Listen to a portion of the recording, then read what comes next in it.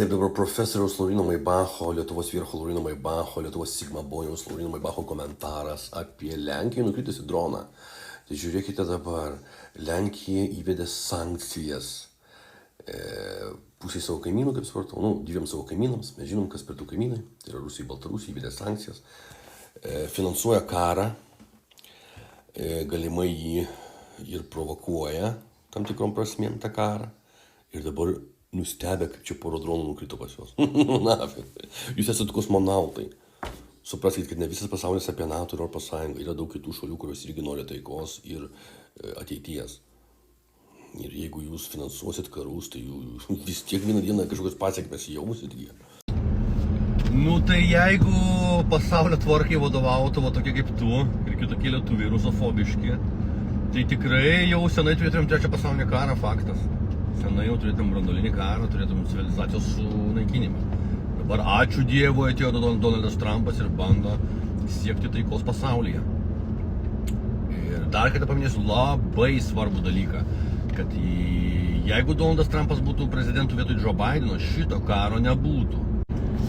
Dabar žiūrėkite dėl to drono vėl nukritusio Lenkijoje. Lietuvos žiniasklaida jau ten kažką rašo, man atrodo, kad ne. Užsienio žiniasklaida, kad neva tai yra Rusijos agresija, kaip toliau. Žiūrėkit dabar, kas bus toliau. Bus taip, kaip nuspręs amerikiečiai. Lenkija nieko nesprendžia.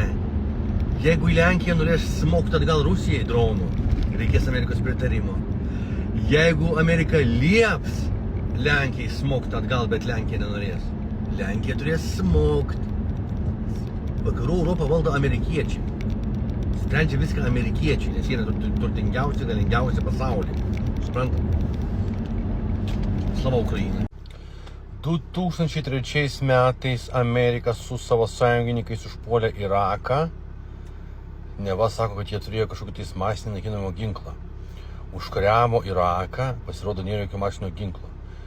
Ir vienu žodžiu, per tą karą žuvo apie 200 000 Irako civilių gyventojų. Kur sankcijos? Kur sankcijos, kur izoliacija, kur kažkokios tai pasiekmes šitos, kad čia ne agresija jums? Va čia jums ne agresija, kai Amerika užpuolė su sąjungininkais silpnesnė valstybė. 10 000 kilometrų nuo Amerikos. Ir to karo metu žuvo 200 000 Irako civilių ir paskui paaiškėjo, kad nėra jokio masinio naikinimo ginklo. Ir buvo destabilizuoti artimieji rytai. Kaip jūs pakomentuosite, va tie visi rusofobai, visi tie, kur nori to karo Ukrainoje, kaip jūs tai pakomentuosite, ką aš ką tik pasakiau? Seni, tu ką tik savo pats pripažinai faktą, kad Rusija tokia pati agresorė kaip ir Jungtinės Amerikos valstijos. Rusija tokia pat agresyvi kaip ir Amerika. Tu ką tik tai pripažinai. Sveikinu. Klausimas, dabar vėlgi klausimas iš šių dienų aktualijų. Žiūrėkit dabar, 14 dronų galimai iš Rusijos galimai į Lenkiją įskrido, galimai padarė žalos. All right. O tai ką daro Lenkijos tankai Ukrainui kovodami prieš Rusiją, jūs man pasakykite. Lenkai siunčia ginklus, kad jie žudytų rusų kareivius. Ir paskui sako, kodėl čia tada 14 dronų rusų įskrido. Tai tu džiaugis, kad dar tik 14 dronų žmogau, aš taip sakau, pas matė tokią logiką. Tai slava Ukraina, aš palaikau Ukrainą, bet jeigu tu siunti ginklus, žudyti kažkas tautos, tai ta tauta gali būti, kad paleis bent jau porą dronų į tave, atsiprašau, man tai aš sakau, man keista, kas čia per mąstymas pas šiuolaikinius žmonės. Izraelis bombarduoja Katarą, todėl kad Katare yra oficialiai įsteigtos teroristų buveinės, teroristų vadų buveinės, kurie vadovauja teroristiniams aktams Izraelyje ir šalia jo. Tai aš sakau, ko Kataras tikėjosi? Kataras laikė pas save šaly teroristų lyderius. Tai normalu, kad atėjo tas laikas, kada reikia tos teroristų lyderius eliminuoti. Taip, Rusija įvykdė agresiją prieš Ukrainą, todėl kad, kaip jie sako, jie nenorėjo grėsmės palei savo sienų, NATO infrastruktūros palei savo sienas, raketų nutaikytų palei savo sienas į Maskvą, todėl jie įvykdė šią agresiją. Jie taip sako, aš tą agresiją smerkiu. Smerkiu Rusijos agresiją. Bet kitas dalykas, O tai ką darė, kai rusai atvežė Kubos? Kai rusai atvežė raketas šalto karo metais prie Kubos, ką amerikiečiai darė? Irgi agresyviai reagavo. Seni, nepaisto mane suvartyti tikrai be šansų. Žiūrėk dabar, seni, taip žmonės buvo tremiami, tai buvo didžiulė tragedija Lietuvoje, Latvijai, Estijoje, be abejo. Labai skaudi patirtis lietuvių tautai. Bet buvo tremiama ne dėl tautybės, buvo tremiama dėl visokių ten socialinių sluoksnių, kas pinigų turėjo, kas buvo intelektualas, karininkas, turtingas, dvarininkas, tremdavo tuos. Čia vienas dalykas. Antras dalykas, trėmė visoje Sovietų Sąjungoje, visam rytų bloke, visam komunistiniam bloke, visoje Sovietų Sąjungoje buvo tremiami žmonės. Nebuvo tik lietuviai tremiami. Buvo tremiami lietuviai, latviai, estai, rusai, baltarusai, ukrainiečiai. Visi buvo tremiami, čečėnai išvis masiškai. Tai buvo tremiama ne dėl tautybės, buvo tremiama dėl visokių ten socialinių dalykų. Pinigai, turtai, valstybės tarnyba galbūt. Tai vat. Plius šalį valdė Stalinas, kuris buvo visiškas psichinis ligonis, visiškas nusikaltėlis, visiškas šizofrenikas, paranoikas. Taip, kad seniai, čia... ta prasme. Na ir iš tikrųjų buvau čia Telšiuose, ne per seniausiai, tai patiko. Telšiuose patiko, keliai lėvi, kaip ir visoje Lietuvoje, apat Stalicos, bet ta prasme patiko, daug gamtos, daug karvių prisižiūrėjau pakelėse, daug ūkių, visokių gyvūnėlių, arklių, gamta graži, miškų, daug pievos gražios lygios, daug bobų, kas antra boba blondinė, normalios, paprastos, nepasikėlusios, neprasidavusios bobos, dar geresnės negu Kaune, pasakyčiau. Kaune jau kaip užsienį, kas antra ledova. Tai vienu žodžiu, patiko Telšiuose, aišku, keliai lėvi, infrastruktūra tokia neišvystyta, bet ko norėt. Kaip sakant, nuo sostinės toli, nėra didmiestis. Ir taip, bet patiko. Ir dar replika apie Selo koncertą, jau jisai toks išėjęs iš realybės, jau toksai patsukas nagelas, tas Selas iš tikrųjų daro koncertą ir sako, vertinkit gyvenimą, džiaukitės gyvenimu. Tai lengva tau šnekėt, kai tu čia milijonierius esi, kaip pas tai ten taškas po porą šimtų štukų eurų. Pas mus toks geras gyvenimas nėra. Sabakselai. Tu vierkas tik savo, man tu nesi vierkas. Man tu esi mažas, piktas senis. Ir tikrai tu man nesi vierkas kažkoks ir patikėk tu manim. Aš už tai milijoną kartų perspektyvesnis, gabesnis, ledovesnis, narovesnis, sėkmingesnis tikrai. Perspektyvesnis, potencialesnis vierkas. Aš už tai milijardus kartų. Ir kad tu ten turi tos savo limonus išsėdėk, kad tu išnekai nesąmonės. Sel. Iš kur žinai? Iš kur tu žinai? Žiūrėk, seni, man nepatinka tavo skleidžiama dezinformacija. Automobilis nėra tvarkingas, jam reikalingas brangus remontas, yra daug užslėptų defektų. Ir kitas dalykas, taip jisai aplenkė automobilį vieną kitą. Ir ką? Vis tiek reikalingas brangus remontas, apie kurį pirkimo pardavimo metu pardavėjas manęs neinformavo. Žiūrėk, dabar seniai, aš to pasakysiu atvirai. Aš matau tavo komentarus, aš matau, kad tu meluoji. Jeigu toliau taip komentuosiu, aš tai blokuosiu. Blokuosiu, nes tai, ką tu rašai, yra netiesa. Automobilis vos važiuoja, jam reikalingas brangus remontas. Įmonė yra paduota į teismą, civilinė tvarka. Tai čia aš galiu pakomentuoti, supranti, žiūrėk dabar, šitas teisingumas jisai ateisdinės metų metais. Teismai yra labai apkrauti. Ko pasekoje, kodėl teismai yra apkrauti? Todėl, kad mes savo lėšas investuojam ne į savo gyvenimo gerinimo kokybę, ne į savo infrastruktūrą, ne į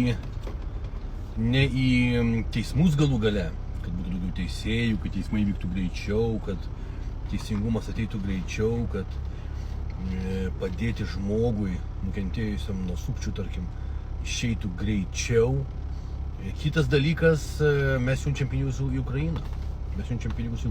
Ko pasekoje paprastas žmogus kenčia metų metais, kol jisai pasieks teisingumą. Aš kaip suprantu, šitas automobilis yra antiek netvarkingas ir jam antiek daug reikia brangaus remonto, kad jį galimai net neapsimoka investuoti, supranti? Greičiausiai todėl įmonė jį pardavė nesutvarkius, nes turbūt neapsimoka netgi tvarkyti. Tai tikrai kovosiu iki galo griežtai, tik tais pinigų grąžinimas ir jokių kalbų, viskas. Matai, seniai nieks jų vardo negadina. Jiems buvo pasiūlyta atsikeisti be viešinimo. Jie norėjo viešinimo, aš jiems daviau viešinimą, viskas. Jie norėjo viešinimo, aš paviešinu tą įmonę su visais jų žygdarbiais. Taip pat jie norėjo viešumo, jie norėjo teismų, jie nori, kad aš važinėčiau su tą mašiną. Aš jiems viską daviau, ko jie nori. Na matai, 26 000 eurų aš mokėjau tikrai ne tam, kad sėdėt kažkur tais ant dviračio ar stoteliai autobuso. Aš mokėjau tam, kad turėti automobilį. Mane apgavo, man pardavė netvarkingą, užslėpė defektus, kad gaut didelį lengvą ir greitą pelną, ko pasiekoje vyksta civilinė tvarka teismo procesas. Važinėju aš ne todėl, kad aš noriu, ne todėl, kad jisai tvarkingas, ne todėl, kad man tinka šitas automobilis. Važinėju aš todėl, kad įmonė to nori. To nori įmonė. Įmonė siekia, kad aš su juo važinėčiau ir kuo daugiau, ir kuo ilgiau. Įmonė nori, kad aš su juo važinėčiau. Aš prašiau ir pinigų atgal, ir ant remonto, ir kad suremontuotų, ir pakaitinio prašau. Jie absoliučiai visko atsisako tam, kad aš su juo važinėčiau. Jie nori, kad aš su juo važinėčiau, supranti? Tai vat. Na tai taip, automobilis važiuoja tikrai prastai. Trauka, aš nežinau, čia gal pusė tik traukos yra, kiek jisai turėtų turėti. Tikrai yra užslėpti defektai, tikrai jisai bet kada gali užlūžti, tikrai jisai ilgai su šitais užslėptais defektais netarnaus. Ir faktas, kad įmanoma taip, kad aš po Kauno važinėsiu su autobusu, arba paspirtuku, arba dviračiu. Taip, tai visiškai realu. Nes įmonė UAB Smart Deal mane apgavo ant mažiausiai 7 000 eurų. Oficialių video TikTok'e kreipiuosi į Giedrę, savo buvusią bobą, Giedrę Anatą. Val, sabak, utel Giedrę. Neslėpkim tą savo mažą kurvikę. Atlupu mane per Facebooką, noriu pasišnekėti, paplepėti, pasijuokti, prisiminti gerus laikus. O gal ir šiandien susitikti. Gal net ir vakarė susitaikyti, kas čia žino, juk tai yra įmanoma. Susitikti yra įmanoma. Tai yra susitaikyti įmanoma. Graži bobonė niekada neliks viena, jie visada kažkas pasirūpins. Ar artimieji, ar giminaičiai, ar milijonieriai vaikinai, ar kažkokie tais turtingų tėvų pricepai. Mergina niekada nebus viena, mergina visada turės palaikymą, mergina visada turės ką valgyti, kur gyventi, ką dirbti.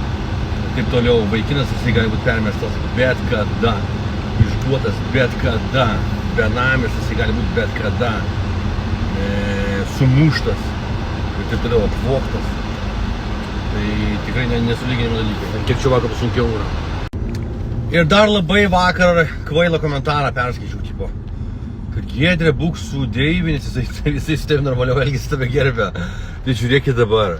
Tai Deiviui gerai, kai Giedrė iš jo nevagia, jo neišdavinėja, jo nežemina, jo nemuša, iš jo nevagia.